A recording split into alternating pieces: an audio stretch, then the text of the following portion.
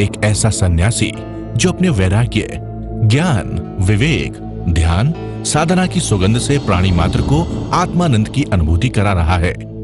एक ऐसा प्रवचनकार जिसके प्रवचन श्रवण के लिए हर जाति, संप्रदाय, समाज, क्षेत्र के लोग आतुर रहते हैं। एक ऐसा आत्मार्थी संत जो श्रमण संस्कृति की लौ को भौतिकता की चकाचौंध में भी निरंतर प्रज्वलित रखने हेतु संकल्पित है।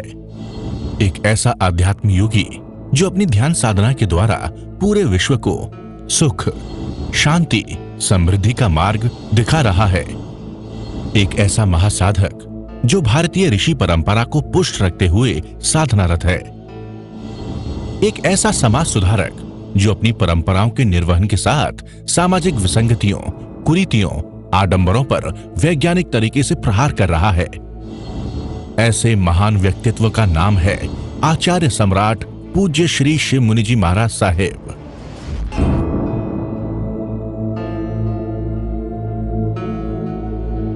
प्रभु महावीर ने धर्म को युवा से जोड़ा।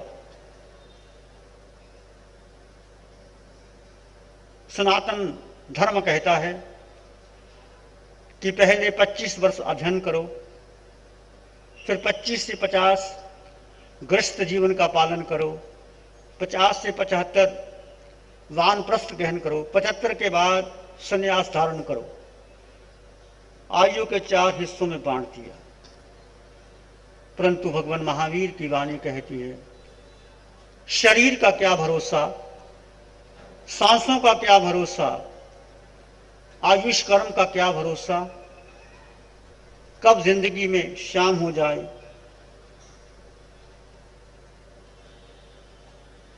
जब तुम्हें होश आ जाए तब धर्म का आचरण कर लेना चाहिए।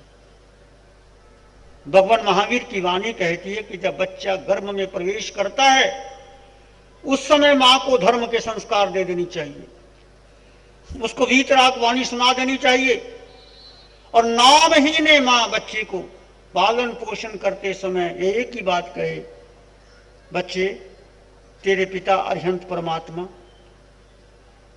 तेरी मां जिनवानी, मैं तेरे शरीर की मां हूं, वो तेरे शरीर के पिता है।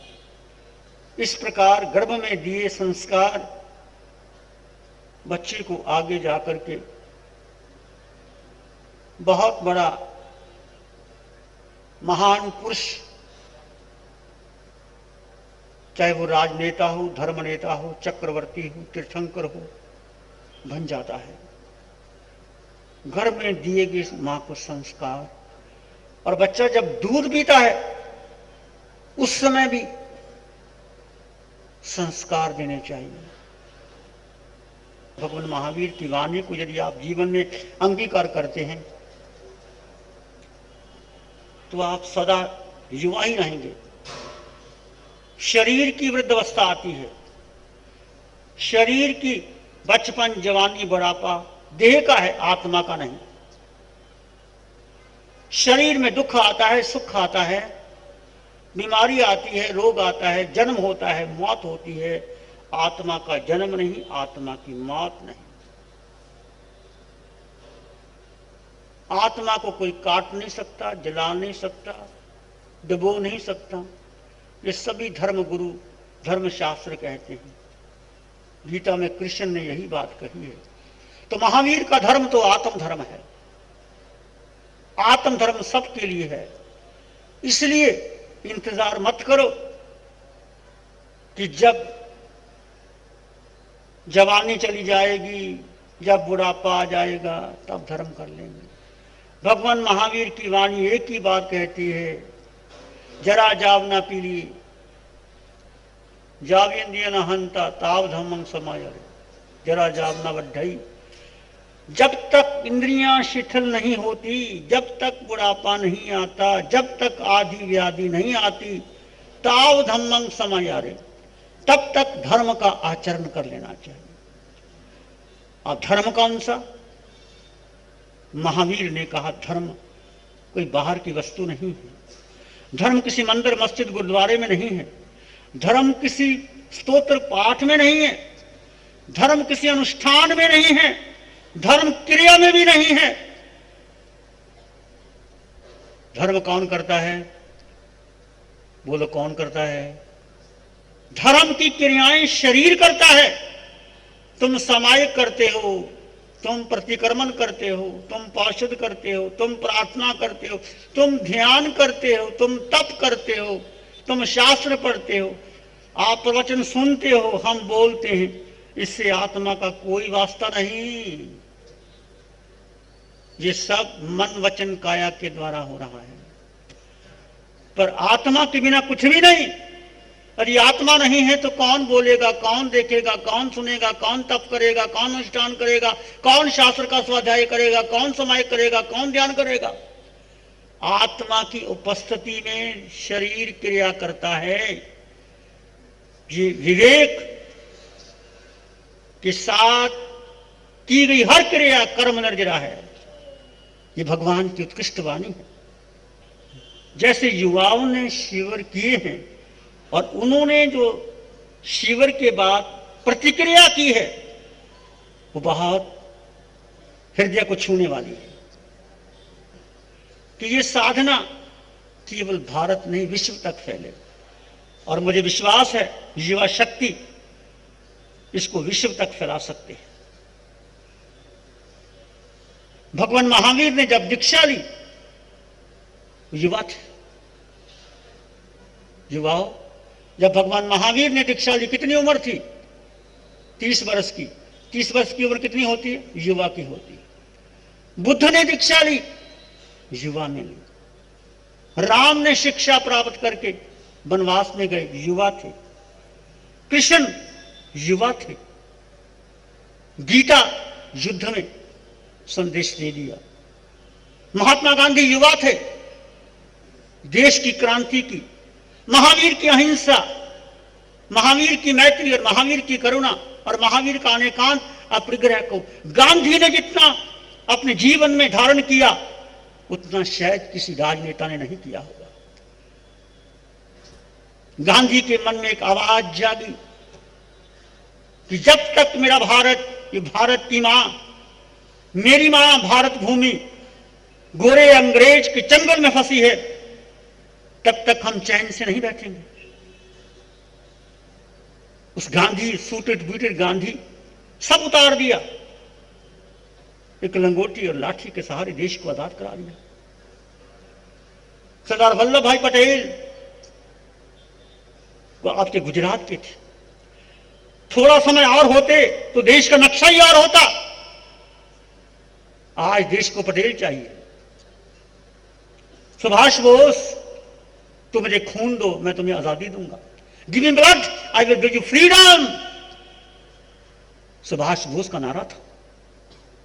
गांधी के अपोजिट थे, पर देश को आजाद कराने में उनके रग रग में, कन कन में खून की कतरे थी। वो सब युवा थे। लाल बहादुर शास्त्री ऐसा ईमानदार प्रधानमंत्री हुआ नहीं। राष्ट्रपति अब्दुल कलाम, डॉक्टर राजेंद्र प्रसाद, डॉक्टर राधा कृष्णन, जिनकी विद्वता, दार्शनिकता पूरे भारत में, विश्व में है, वो सब युवा थे। नेहरू भी युवा थे। सरदार भगत सिंह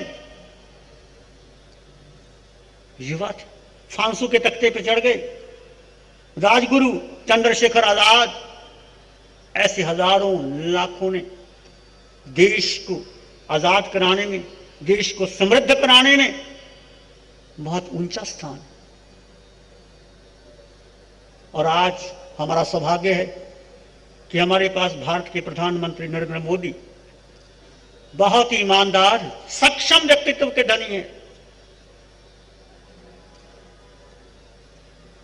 यदि मोदी जिस तरह से अपनी नीति को आगे ले जा रहे हैं, और कुछ लोग हैं जो राजनीति कर रहे हैं, कोई बात करता है उसका विरोध ही करते रहते हैं।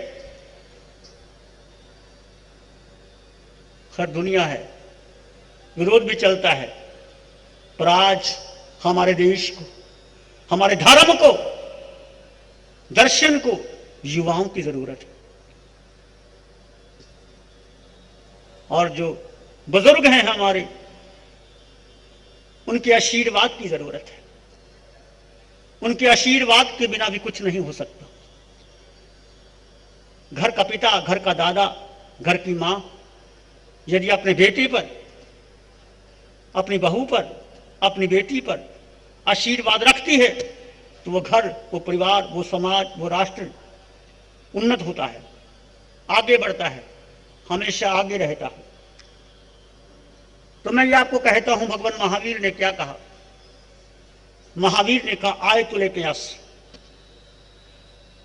सबको एक समान तराजू से तोलो, कोई छोटा बड़ा नहीं। आज की युवाओं में होश, जोश, परंतु थोड़ा और संभलने की जरूरत है।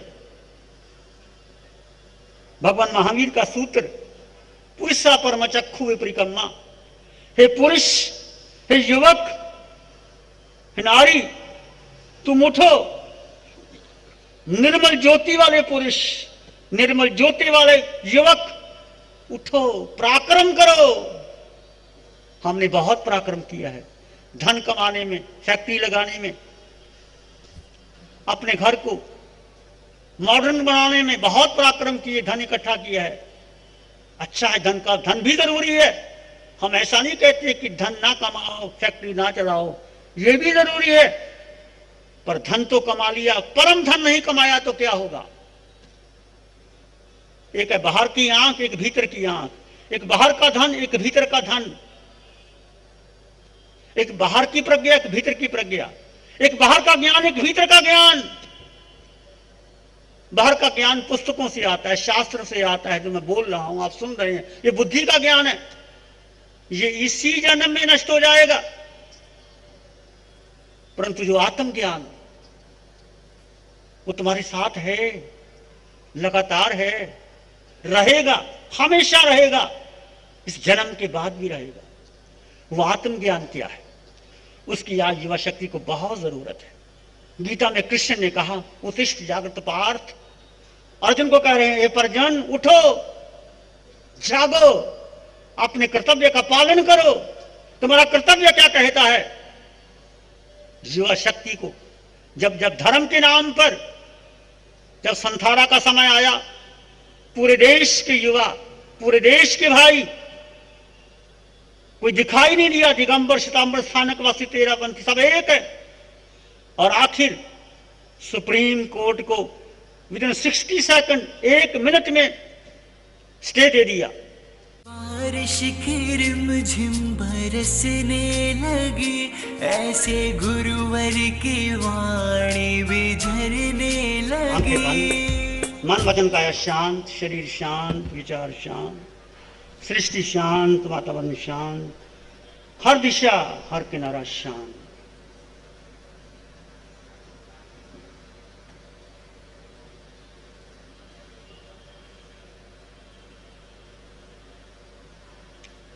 सिर के सिरे से पांव की अंगूठी तक अपने भीतर शुद्ध चेतना का एहसास कीजिए। तुम केवल आत्मा हो।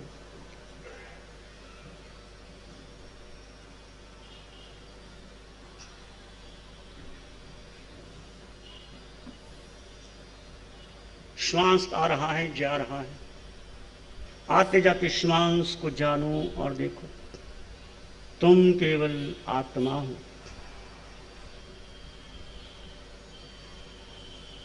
विचार आएंगे, चले जाएंगे, तुम विचार नहीं हो।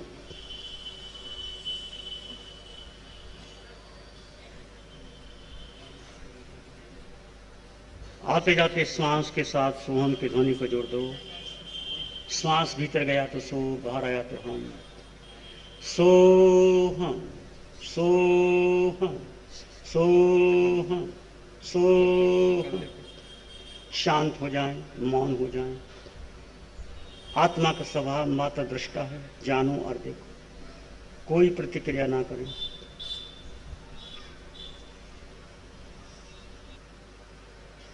अपने भीतर की महान और शांति का अनुभव करें। भीतर का गहन मान और शांत। एक शरण है धर्म की और शरण नहीं कोई। एक शरण है धर्म की और शरण नहीं कोई। सत्य वचन के तेज से जन जन मंगल होए। सबका मंगल होए। तेरा मंगल होए। सबका मंगल हो।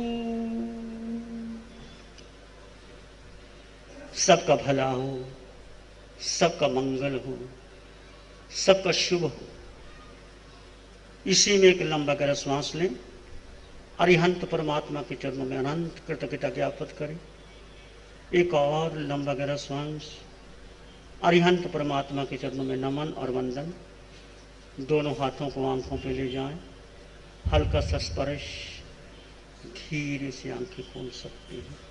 नमो अरिहंताणं, नमो अरिहंताणं, नमो सिद्धाणं, नमो आर्याणं, नमो विजयाणं, नमो वैसवसावणं, धम्म मंगल मुक्तिठम अहिंसा संयमो तव देववित्तं नमं शांति जस धम्य से मनुष्य चत्तारी मंगलम अरहंता मंगलम सिद्धा मंगलम साहु मंगलम केवली पानत्तो धम्मो मंगलम। चत्तारी लोग उत्तम, अरहंता लोग उत्तम, सिद्धा लोग उत्तम, साहु लोग उत्तम, केवली पानत्तो धम्मो लोग उत्तम।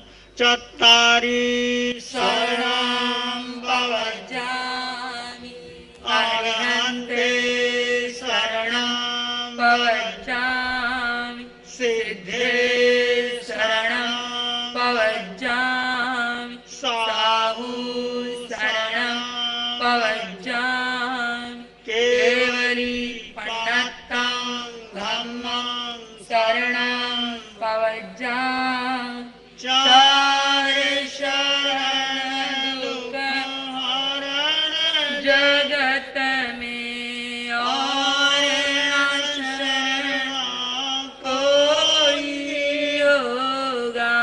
जो भव्य प्राणी करे आराधन उसका अजर अमर पद होगा।